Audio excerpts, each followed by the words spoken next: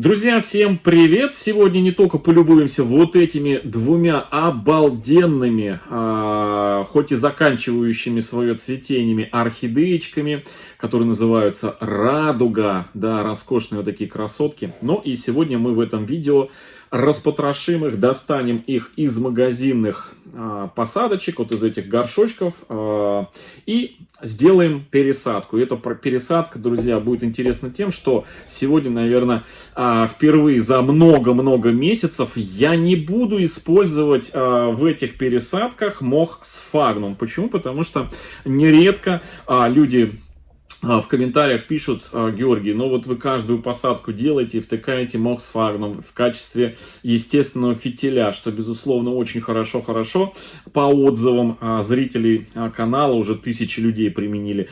Но что делать, если мха сфагнума нету и не особо кому-то хочется с ним учиться дружить? Поэтому сегодня будет одна из самых простых пересадок, но в то же время интересных с точки зрения ленивого ухода. Да, сегодня будут у нас доступные компоненты, которые на российском рынке представлены, и любой желающий может их купить. То есть это не, уже на сегодняшний день, это не дефицит. Продаются не только в группах ВКонтакте, в Одноклассниках, но и в обычных магазинах, где встречаются орхидейки. Так, ну что, давайте начнем с какой-то одной из этих орхидей. Ну, давайте вот с этой. Она больше всего у нас распотрошенный у нее горшок вот такой вот. И достанем ее из этого горшочка. Значит, сразу хочу сказать, друзья, что эти цветоносы у этих двух орхидей я, конечно, буду обрезать, потому что эти цветоносы, они уже как бы все, закончили свое цветение. Хоть она еще и, смотрите, еще продолжает цвести, но из-за пересылки от продавца к нам сюда на канал, ко мне в коллекцию, эти орхидеечки, конечно, потрепались, и поэтому у них такой, знаете, не совсем презентабельный вид. Да и уже с наступлением перепад на улице осенних температур хотелось бы, чтобы эта орхидеечка быстрее перешла от цветения к следующему цветению. Поэтому, пользуясь случаем, я хочу эти орхидеечки быстренько пересадить и обрезать цветоносы, таким образом отправить их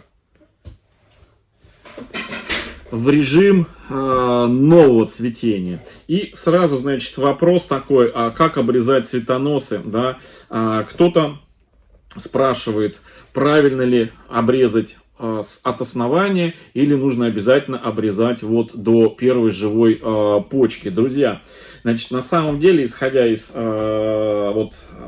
20-летнего наблюдения за орхидеями, на самом деле орхидея сама решает, оставите вы там цветонос, не оставите вы цветонос. Она сама выпустит либо новый цветонос, либо продолжит старый цветонос, либо старый отсушит цветонос. То есть здесь вы никак от слова совсем не можете повлиять на, без вмешательства, конечно, я имею в виду. Кто-то применяет цитокининовые пасты на эти почки, провоцируя цветение. Но я имею в виду без вмешательства. То есть орхидея сама определит, выпустить ей новый цветонос, либо продолжить старый. Здесь уже, как говорится, как вам угодно, вот и все. Ну, я для начала давайте срежу пока что до первых почек эти цветоносы. Ну, не до первых, а раз, два, до первых. Для чего? Для того, что мне просто будет с этими двумя, за эти цветоносы орхидею держать. То есть очень удобно. Пока что обрезать их никогда не поздно. Так, ну что, вот так вот, видите, мне их за них удобно держать. Давайте достанем, посмотрим, что у нас здесь. Ничего вроде нету, да? Так, ну, опа. Так, ну, орхидея, конечно, у нас прям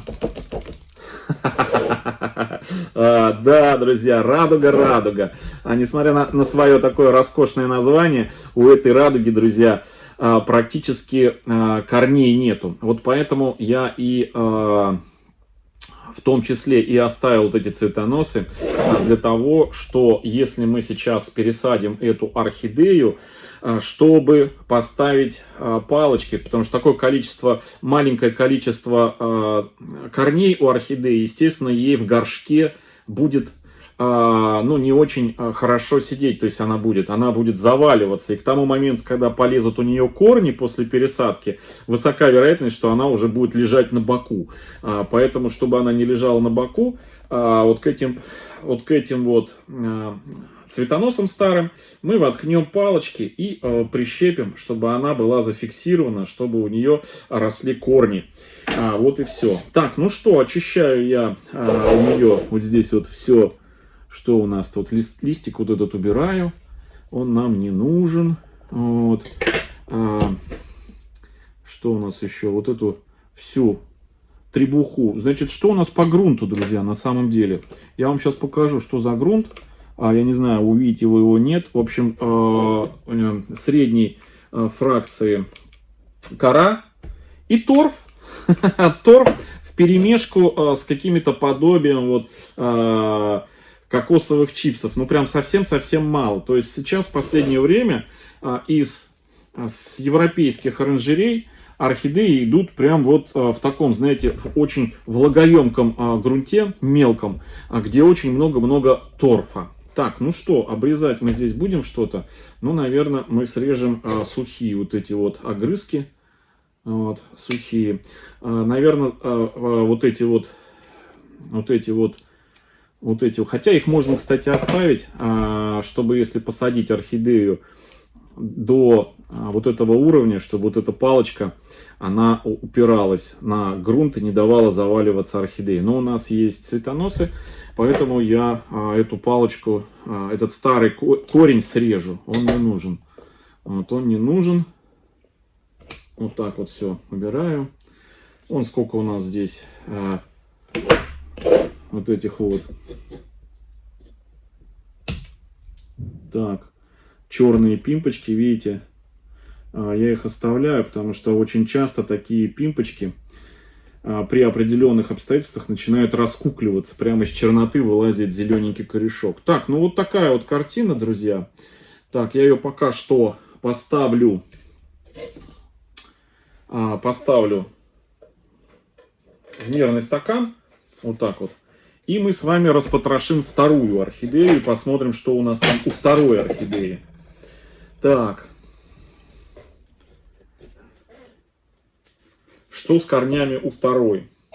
Я уже рассказывал, когда вторая у нас вот такая вот.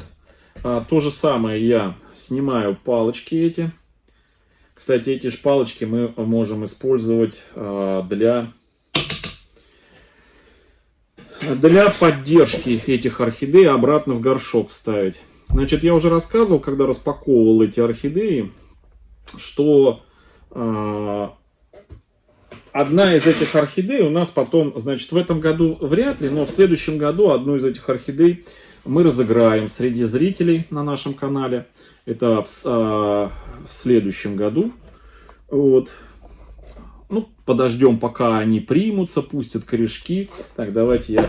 горшок у нас здесь поломанный, побитый. Вот он. Вот, я срежу здесь сейчас. Вот так вот. Получается, раз-два на этом цветоносе до третьей почки. Ну, где-то 2-3 сантиметра. Ой, 2-3 сантиметра. Вот такая вот радуга, друзья. Смотрите. Прелесть просто. Так. И здесь тоже. Вот так вот. И теперь можно доставать. Прям совсем, смотрите, как. Вот. Опа. Ну, та же самая картина, друзья. Корней практически нету. Корней практически нету у этих орхидей. Смотрите. Очень-очень скудно. Именно поэтому я правильно для себя решил, в какой грунт посажу эти орхидеи. Он, во-первых, будет влагоемкий. и в то же время он будет очень хорошо аэрируемый. Он полностью органический. Так, ну вот, нижние листики если они, ну, как бы сами не отлетают, то вот так их в стороны разрываем, хоп. Но следим, чтобы если где-то корешок растет из этого листика, лист не оторвал корешок. Поэтому надрез листика нужно сделать над корешком и как бы с двух сторон корешка этот листик оторвать. Так, ну и вот этот, наверное, тоже я сниму. Так, из сухарей, что у нас здесь? И корней сухарей. Корень, вот он, сухарик, я его сейчас срежу. Вот. Он нам не нужен здесь. Опа. Оп. Так.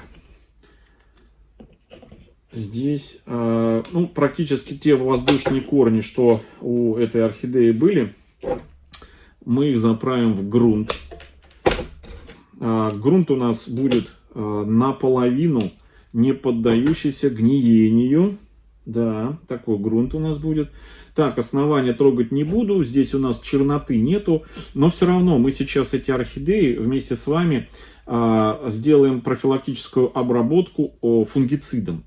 И, наконец-таки, руки у нас дойдут до фунгицида недорогого, который продается у нас, ну, по крайней мере, у нас в Волгоградском Ашане, в Волгоградском Люра Мерлене, в отделах с цветами. Так, ну что, вот вторая орхидеечка, вот такая вот. Ну, это чуть повеселее с корнями, да? Смотрите, какая.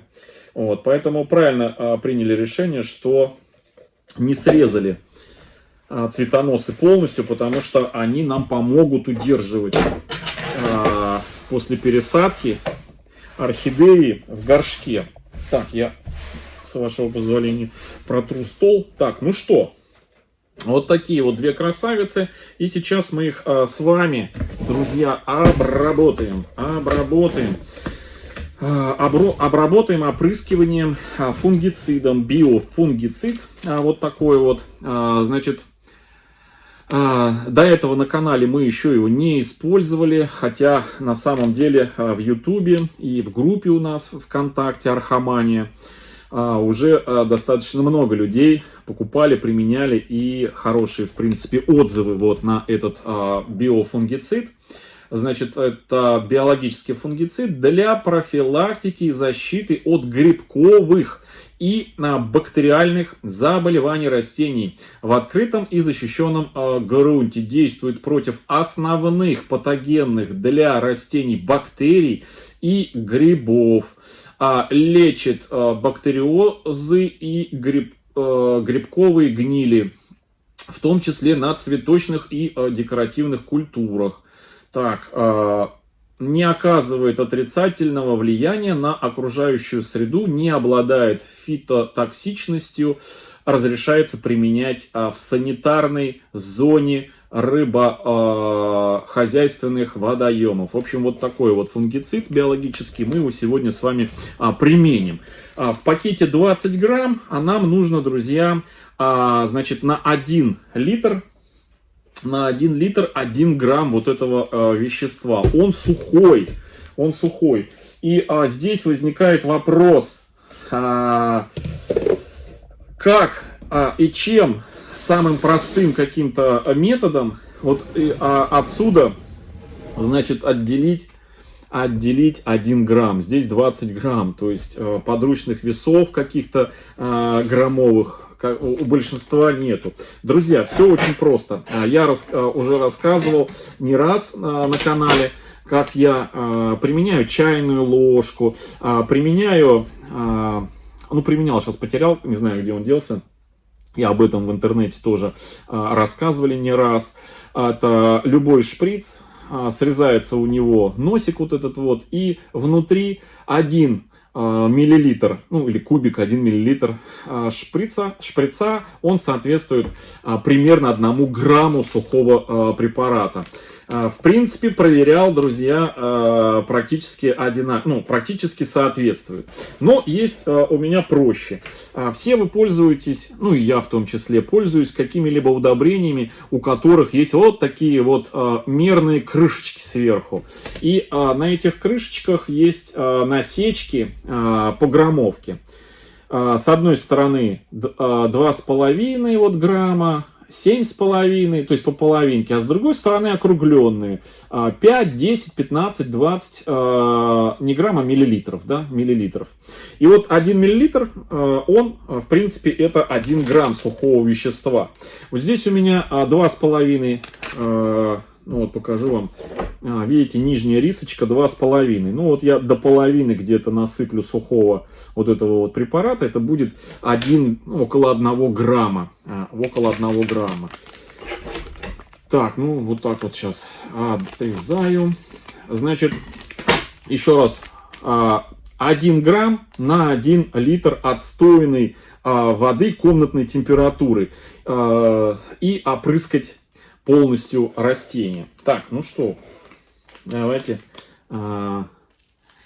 намерю.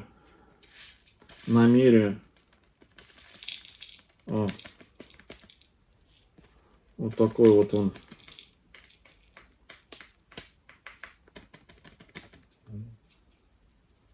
Так, ну вот так вот, с учетом того, что крышечка немножко вогнутая вовнутрь, серединка, дно. Вот примерно вот столько вот получилось 1 грамм. Высыпаем. Хопа. Вот такой вот он на дно упал. И теперь это все размешиваем.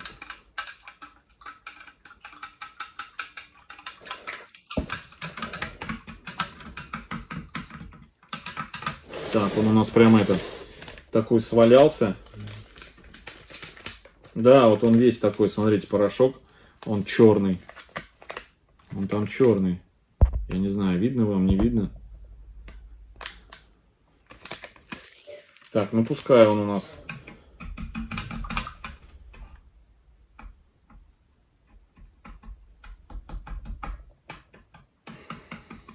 Надо было его знаете, что сделать?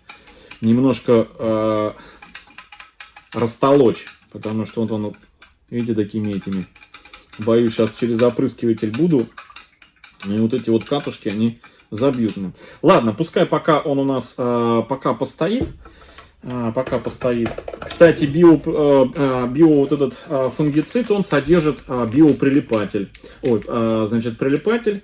Не надо ничего добавлять сюда дополнительно. То есть, по идее, вот раствор будет хорошо цепляться на листья. Так, ну что? Теперь вопрос о пересадке, друзья. Значит, это у нас во что буду пересаживать.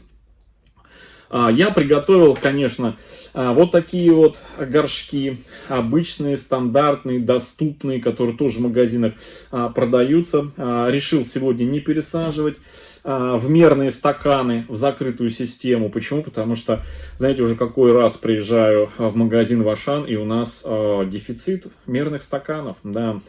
Как вот кто-то говорил, что как начали снимать мы на канале вот эти мерные стаканы, а мы первые посадили в мерные стаканы орхидеи в позапрошлом, наверное, году, да, и понеслось. Сейчас и у нас дефицит. Но это как когда-то мы посадили орхидеи в двойные горшки, и какое-то время был дефицит этих горшков. Вот точно так же сейчас с мерными стаканами. Поэтому я сажаю в доступные. Вот этих вот стандартных горшков огромное количество, везде с избытком, и они самые-самые-самые дешевые. Но с учетом того, что с корнями у нас у орхидей получается прям совсем что-то такое, прям, ну, такой большой горшок, это нехорошо. То есть орхидея долго будет адаптироваться к такому горшку, долго-долго его будет осваивать.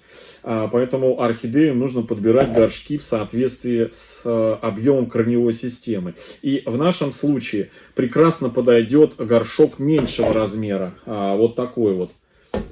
Вот этот вот горшок. То есть вот в такой горшок эти корни будет прям самое-самое то. Вот. По размеру прям все хорошо. Теперь вопрос другой, да, какой грунт будем использовать? Вот это вот самое интересное. А грунт я сегодня буду использовать с учетом того, что, значит, я готовился и брал большие вот такие горшки. Я к такому большому горшку приготовил кору. Да, кора у нас будет самая обычная, самая простая, продающаяся и на Вайлдберрисе, и в группах, и у всех продавцов, кто занимается продажей орхидей. То есть самая обычная наша кора российских производителей, кора сосны, друзья, вот такая вот. Она везде продается. Вот. Для такого горшка оптимально подойдет вот такой размер коры. Но есть такое правило. Чем больше горшок, тем крупнее кора. Чем меньше горшок, тем мельче кора. У нас горшок поменьше, поэтому для этого горшка я приготовил заранее, предвидя, что может быть такая ситуация, что корней нету, ну, в принципе, и видно было. Вот, я приготовил вот такую кору. Она мелкая, видите? Вот для такого горшка вот такая вот кора. Но это лишь только один компонент. Грунт у нас будет сегодня двухкомпонентный. И вторым компонентом будет вот такие кокосовые чипсы. Мы уже с вами сажали в такие кокосовые чипсы, которые я случайным образом обнаружил продающимся в Леруа Мерлене. Они до сих пор продаются, еще с прошлого года. Помните, я покупал специально для розыгрышей, но купился вот так, с учетом того, что у меня еще было целая емкость этих чипсов. Вот. Они чистенькие. Мы уже с вами их применяли, хорошие. Прям вот кокосовое, прикокосовое волокно. Почему кокосовое волокно? Во-первых, часто мне задают вопрос, чем можно заменить мох сфагнум, не фитиль, а мох сфагнум, который добавляем для влагоемкости в кору, либо в какие-то неорганические компоненты. Друзья, вот такие кокосовые чипсы самые идеальные. Кстати, 170 рублей в Леруа Мерлене стоит. Буквально вот вчера, позавчера, или 179, или 177. До сих пор лежат. И причем не только у нас в Волгоградском я смотрел Леруа Мерлене, а еще и в Новороссийском был 3 раза в этом году заходил. Точнее, заходил чаще, но именно 3 раза обращал внимание на это. Чипсы есть. Вот, значит, почему кокосовые чипсы? Потому что они сам по себе кокос и все, что там из кокоса, вот это волокно, оно очень-очень плохо поддается разложению, друзья. Да, вот у меня уже, наверное, года 1,5 кокосовые чипсы замочены были, вот они влажные здесь. Года 1,5 вот в брикете, вот в этой емкости полный был. Постоянно добавляю, и постоянно влажные, и забираю кокосовые чипсы. И вот они, вот я постоянно нюхаю, никакого ни затхлого запаха, ни запаха гнили, вообще ничего. Один единственный раз было, это было в позапрошлом году, зимой, когда в большом брикете, значит, точнее не брикете, а емкости, у меня ни с того ни с сего завелись мушки. Да, то есть мушки отложили личинки начали выводиться. И я, знаете, но это мушки не опасные. Это, знаете, грибные комарики. Я просто взял, прыснул далматскую, по-моему, ромашку внутрь. Вот, внутрь напрыскал далматской ромашки. Это Бонефорте средство. И закрыл. И все. И все пропало. Но это был один единственный раз. Сейчас вот сколько смотрю, нигде у меня нету, ничто нигде не заводится. То есть грунт не поддается разложению. Вот. Ну просто я думаю, что тогда у меня получились эти мушки просто зимовать. Отправились, как-то пролезли, еще что-то, ну и там расплодились, соответственно. Вот, только и всего. После того, как я опрыскал, ничего там больше не заводилось.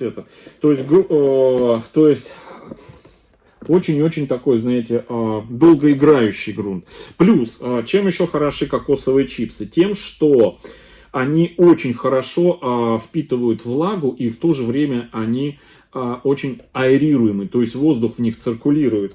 И самое, что в нем положительное, это то, что практически с кокосовыми чипсами не надо долго напитывать, то есть ставить орхидею, замачиваться при поливе. Достаточно окунуть в емкость горшок, либо проливом полить горшок. И кокосовые чипсы, как и мох сфагнум, практически сразу напитывается водой. То есть вот в этом вот хороший плюс.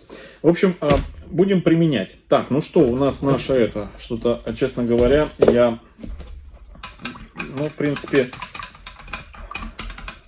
почти размешалось все, да? Так, но все равно я на дне сейчас, видите, там немножечко потолочу их, чтобы они... Это вот, наверное, какая-то скуксовалась микрофлора.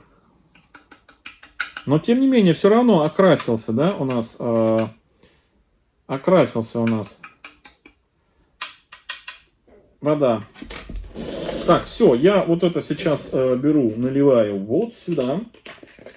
Надеюсь, он у нас не забьется. Но у меня здесь, в принципе, стоит сеточка вот здесь. Так.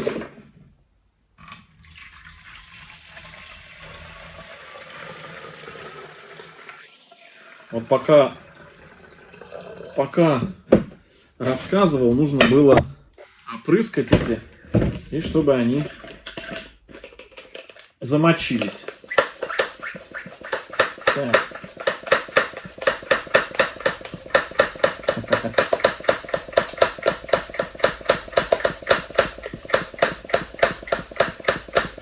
Так, хорошая зарядка для плеча и предплечья. Так, ну что, давайте обработаю ее. Для этого возьму, что возьму? Возьму вот такую емкость. Вот. Ставлю в емкость и прям в емкости ее поливаю. Прям полностью со всех сторон. И корни, и все.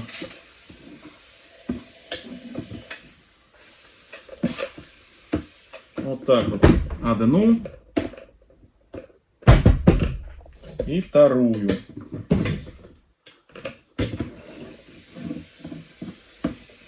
Вот так. Насчет, значит, сказать, знаете, насчет биоприлипателя. Хотя, смотрите, капли задерживаются на растении. Вот, смотрите. Не скатываются они, смотрите. Видите? Капли держатся.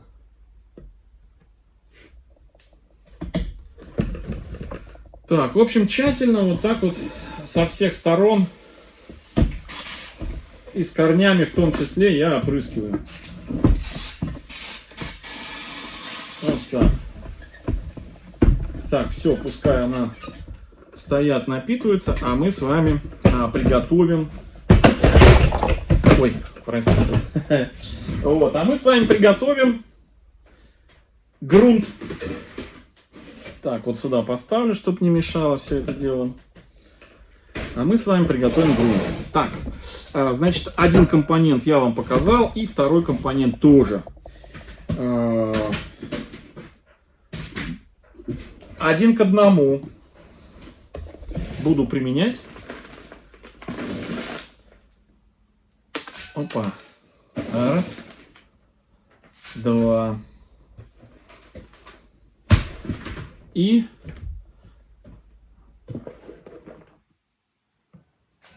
раз.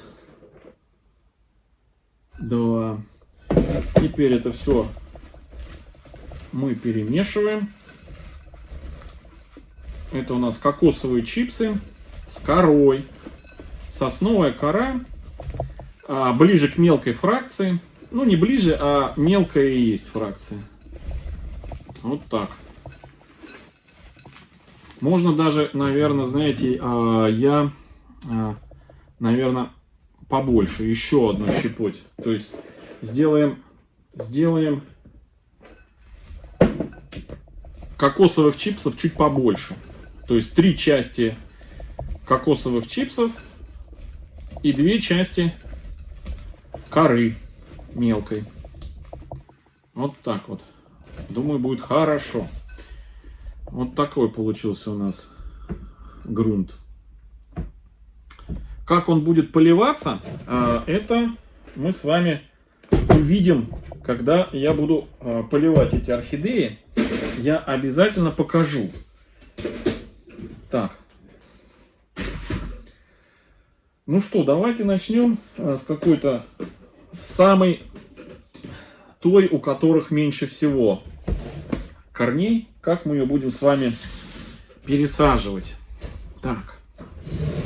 Как мы будем ее пересаживать?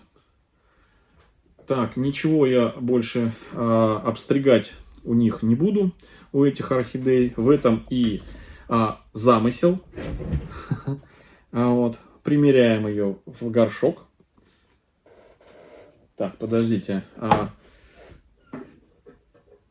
Вот она. Вот она. Другая орхидея у нас меньше всего корней. Хотя у них одинаково, да? Смотрите. Ну давайте вот эту. Почему? Потому что вот эту. Почему? Потому что у нее вот этот корень надо отрезать. Вот он висит, видите, на волосинке. Вот. Ничего хорошего от него не будет. Вот. Мы его срежем. Опа. О, вот так. Все. И вот так мы сейчас усадим эту орхидеюшку. Вот так. Вот так. Все. Без дренажных слоев, друзья. Все вот как есть. Так мы ее сейчас и будем сажать. Вот так. Придерживаю ее, чтобы точка роста посередине, основание чуть ниже уровня горшка. Ну, вот так вот, видите. И начинаю засыпать сюда.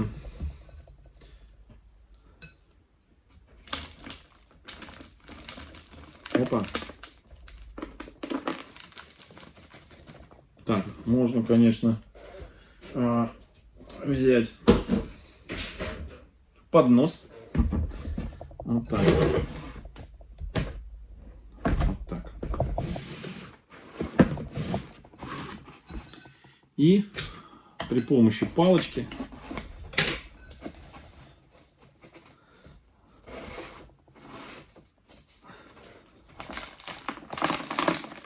ничего, друзья, скоро мы немножко поменяем, я уже говорил, поменяем формат съемок. Я буду снимать сверху, как это делал раньше, в 17-18 году, чтобы сверху вы все это дело видели. Если вы поддерживаете такой вид съемки, то напишите об этом. Просто некоторые любят смотреть на эмоции и как будто вот со стороны сидите со мной за одним столом, вот так вот. И я вам показываю, вот, больше создает такой, знаете, какой-то такого, знаете, какого-то таинства общения. Вот. Так, ну вот. Значит, смотрите, еще какой момент. Я постарался, знаете, нижними листьями, то есть немножко орхидею чуть пониже опустить, чтобы она нижними листьями вот легла вот на кромке горшка. Вот, для устойчивости. В таком случае у нас не понадобятся палочки для поддержки, но это с учетом, если, знаете, бывают листья, вот, ну, есть листья, а бывает всего 2 листочка и шейка такая длинная, и ее не усадишь, она все равно вот так, как неваляшка, валяется. Вот. А здесь хорошо, нам повезло. Вот, с этими орхидеями. Ну все, собственно, вот она. Придерживаю пальцем вот здесь точку роста, держу горшок, и вот так вот мы ее сейчас... Опа, все. Вот они, корешки нам чуть-чуть видать внизу. Ну и все. Вот так вот у нас первая орхидеечка получилась. Сейчас вставлю сюда, я уже бирки приготовил, радуга. Видите, радуга. Ставлю бирочку. Хопа. Радуга. И отправляю в мерный стакан. Теперь вторую орхидею, друзья. Вторую. Вот она, вот здесь побольше чуть-чуть корней все равно. Так. И берем такой же горшок. Стандартный. Обычный стандартный. Так, чуть-чуть он. Вот. Вот так вот. Придерживаю. И погнали. Опа. Вот в такие горшочки прям очень хорошо вот такой грунт засыпается. Прям вообще.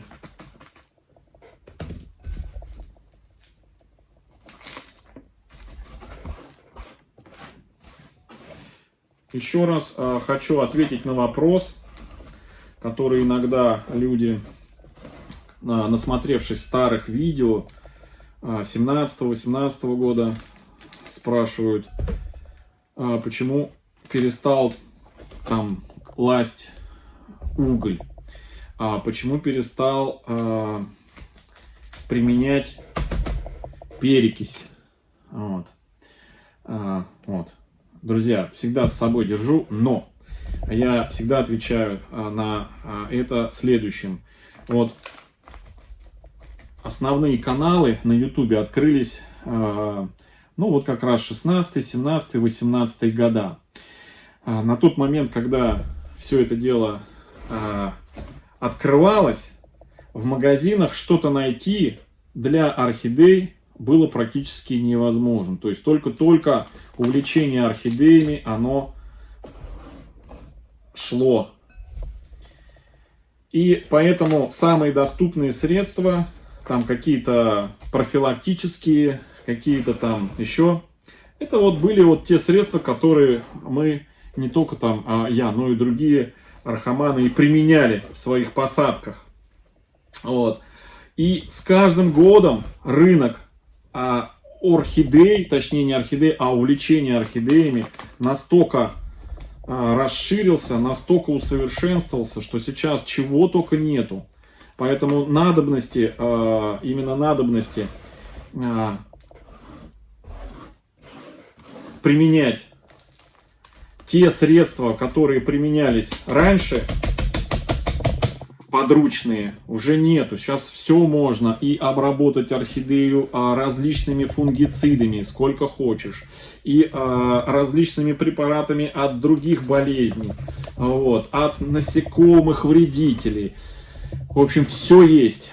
И причем обработать можно в любое время, в любом состоянии орхидеи, да, когда она находится в росте, в пересадке, после цветения. Вот, либо во время даже цветения, то есть все сейчас есть. Поэтому по этому вопросу я уже перестал, знаете, как говорят, чесать репу. Вот. Делаю то, что необходимо вот в настоящий момент с орхидеей. Лишних вот этих танцев с бубнами уже не надо. Так, все, вот у нас вторая орхидея готова. И вторую бирочку я вставляю. Сейчас я все покажу поближе. Так, с этой стороны, да, вот так вот. Так, ну вот. две орхидеи у нас. Одна. Вот она одна. И вот она вторая. Вот такие посадочки мы сделали. Простые. Но в то же время очень эффективные с точки зрения ухода за этими орхидеями. Значит, грунт здесь такой, ну скажем, такой плотненький, да, но в то же время он хорошо аэрируемый. То есть, вы видите, корешки будут дышать. И вот за этими орхидеями поливать очень-очень удобно.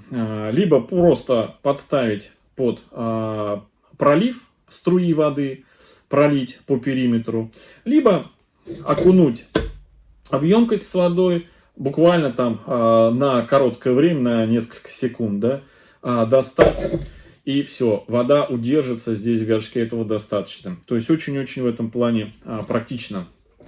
Практичны вот эти вот, друзья, посадочки. Так, где у нас один горшок? Вот он.